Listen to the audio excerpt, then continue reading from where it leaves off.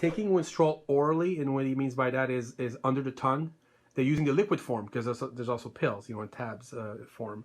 But this one is actually talking about the liquid form. But instead of injecting it, they're putting it under the tongue, which tastes horrible, by the way. Which way is preferable based on your experience? Is it better to do it orally as far as a liquid, number one, than injecting it? And then after that, do you think that the pills are just as good as the, as a separate part of the question than the injectable? Well, what do you think? Injectable is better in the sense that it bypasses what we call the first pass of the liver, Okay. Which can change Winstrol into other metabolites that may not be as beneficial for you. So the idea of an injection is that you're definitely getting inside the system, you're bypassing the typical method, and it's going to be floating around. It could hit cells before it's been jiggered in any way by the GI system. I see.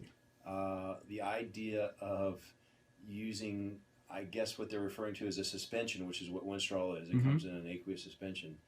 As an oral, is perfectly fine. Yeah? You said it tastes terrible. Oh, yeah. Well, then that would be the drawback, except, counter to that would be, using a suspension, you'd probably have to use a much larger bore needle. So, you'd probably...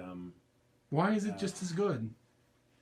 Well, just as good meaning... or efficient, or... Well, it's not just as good as what I just described, or per what I just described, because you're going through that first pass of the liver. But what I meant to say, it's just as good as using a tablet, is what I should have said first. Oh, so, okay.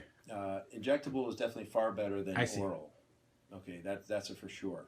But you've got to within the half-life of Winstrol, you're going to have to inject fairly frequently. It's every other day, right? Pretty much every other day, at least. And again, you'd probably have to use a fairly large bore needle. So that would be a serious consideration and a drawback to just using oral Winstrol. The problem with Winstrol, I don't know if I answered the question. So whether you use the, you're not injecting it underneath the tongue, but no, you use the Winstrol suspension under the tongue. Yeah. I'm not sure if it would go through sublingual. I'd have to research that for you to see if the molecule could pass through sublingually or not. It might just be a way of again getting it in your mouth one way or the other into your GI. But the problem with Winstrol that we know is that Winstrol will cut your HDL, the so-called good cholesterol, in half within about 3 days. Oh, wow. Now, oh, wow is the usual response. As long as you know what the reason is when your HDL is cut, and here it is. In other words, not some strange pathology. It's because you're using Winstrol. Yeah. It's not so much to worry about. But I see this all the time with guys, and I can look at their lipid profile and go, okay, so you've been taking Winstrol, huh? And they're how'd you busted. know? Because you'll see numbers like 8 and really low HDL because of it. And it usually takes about at least 90 days for it to bounce back. Now, whether you need to worry about cholesterol is a whole other discussion for another time. But that we know about Winstrol. And what do you think the optimal? I mean, I've heard range-wise about anywhere between 50 milligrams every other day to 400 milligrams a week. Do you have any? Well, again, this isn't something that Western medicine has studied. Yeah. I say Western medicine, United States medicine. Again, there are some Eastern Bloc countries that I'm sure have a lot more research than we have. Probably a lot of which isn't published, but they know a lot more about it. The only experience I have, again, is dealing with some of the patients that are forthcoming with me when they come for my assistance and say, hey, look, this is what I'm doing. Yeah. I've seen dosages ranging from as little as 50 milligrams injectable every other day, as you mentioned, to I think as much as 150 every other day. And I think it used to be utilized by women thinking that it was a so-called clean or very anabolic steroid. The problem is it's a DHT derivative, so I'm not sure if you're as safe as you think you are as a female using it in terms of trying to avoid side effects like acne, which is definitely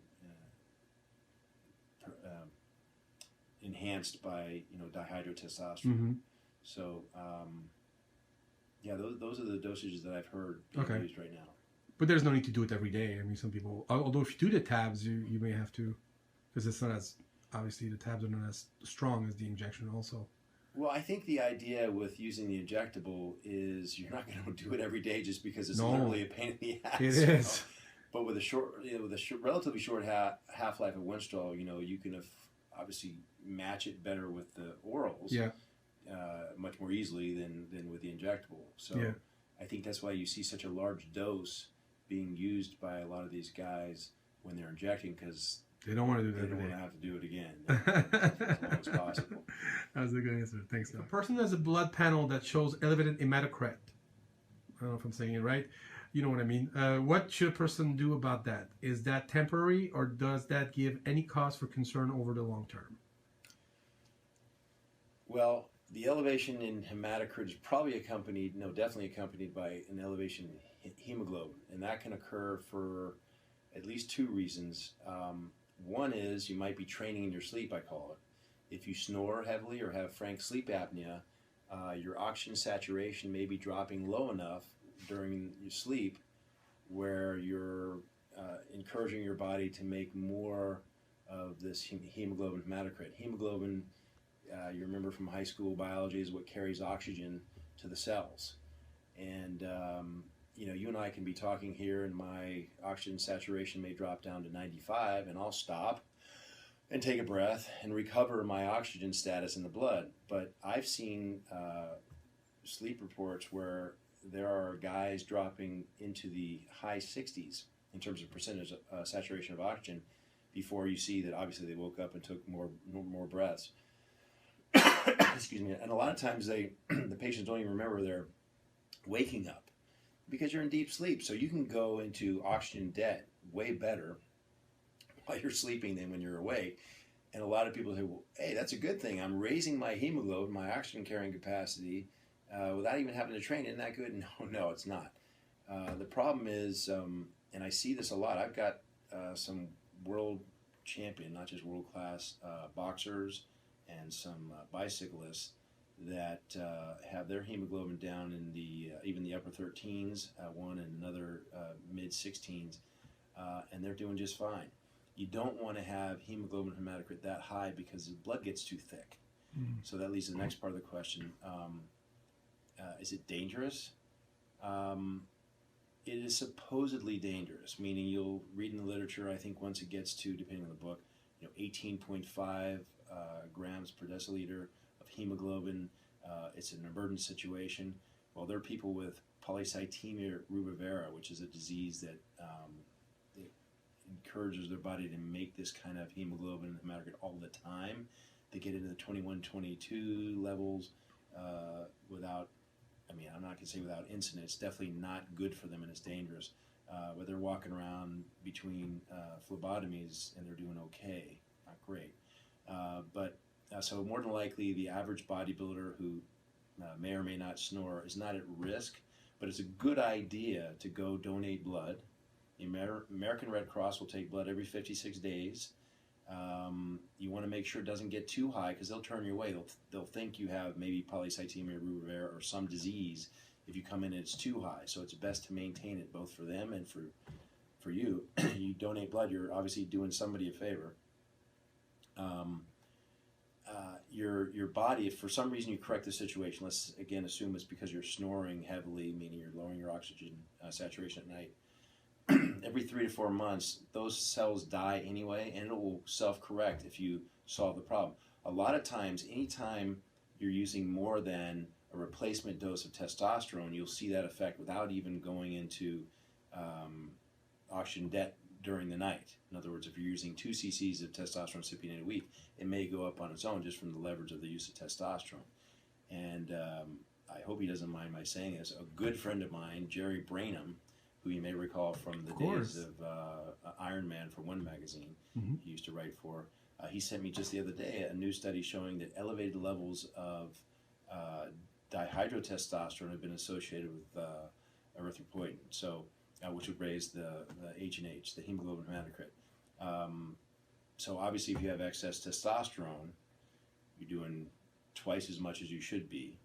and you've got something that converts to dihydrotestosterone, that could be the mechanism by which we're raising the hemoglobin hematocrit. So let's see, we addressed how it could happen, if it's dangerous, and if it will resolve itself. Yes, again, and you can make it resolve itself by donating blood, and keep an eye on that. And there's plenty of ways to cure snoring, by the way. Just quick side note.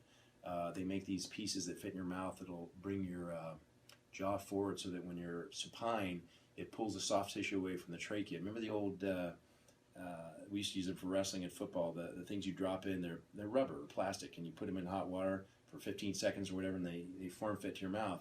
Well, they're made with adjustments, little holes, so that you can bring your jaw forward, again, pulling the tissue away, and that might be all you need to avoid the snoring at night. Anyway. Well, I see it all the time. Yeah. I see these athletes, Yep. big athletes, and even you don't have to be a big athlete. As we age, Mm-hmm. we're living long enough now where it's just the neck gets thicker, and I think it's over 16.5-inch neck. You might, you're a good candidate for having a snoring issue. So anyway, fun fact. Yeah. Thanks, Doc.